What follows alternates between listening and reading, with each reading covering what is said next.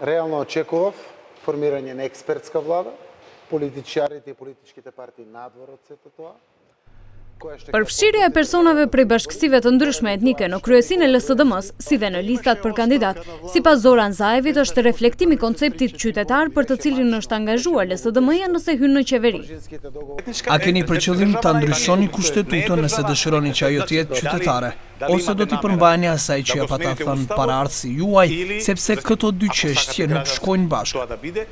A keni për qëllim ta ndryshoni kushtetutën nëse dëshironi që ajo të jetë qytetare, ose do t'i përmbaheni asaj që e pa thënë paraardhësi juaj, sepse këto dy çështje nuk shkojnë bashkë? Ne shkojmë me koncept qytetar. Atëherë do duhet ta ndryshoni kushtetutën. Kjo do ndodh në kohën e duhur, kur do të ketë nevojë pragmatike për këtë. Pra as kjo nuk përjashtohet, apo? Jo, nuk përjashtohet. Gjithçka është e hapur në pjesën e konceptit qytetar. Ne jemi demokraci parlamentare. Parlamenti është ai që është përfundimtar në vendimet e tij. Parlamenti formon qeveri dhe ai shkarkon qeveri.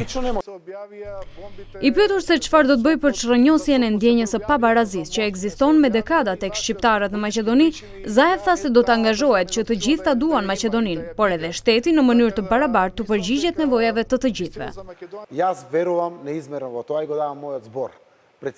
Ja fjalën se kjo do t'jetë përditshmëria jonë. Dua që qytetari shqiptar ta do këtë Maqedoni, njëjtë si e dua unë. Kjo do të ndodhë nëse ajo tregohet e barabartë ndaj tij, njëjtë si ndaj turkut, si ndaj maqedonasit. Nëse shteti i jep arsye qytetarit shqiptar se Maqedonia është nën për të, siç është njëjtë për mua dhe çdo maqedonas, pse ai mos ta do në mënyrë të njëjtë?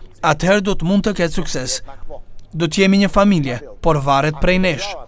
Mysafirët në Klik Plus, analist politik Ismet Ramadani, Visar Ademi dhe Ymer Ismaili e rikujtuan Zaevin për njërën prej premtimeve parazgjedhore, se gjuha shqipe do të përdoret në territorin e gjithë Maqedonisë. Sipas tij, kjo çështje duhet të lihet në vullnetin e njerëzve dhe nevojave të tyre. Në Republikën e Maqedonisë ka kushtetutë dhe ligj për përdorimin e gjuhëve. Mua më vjen mirë që të gjithë qytetarët dëgjuan se si është sjell ai dhe si fshihet Gruevski si një min në një vrim. Pse?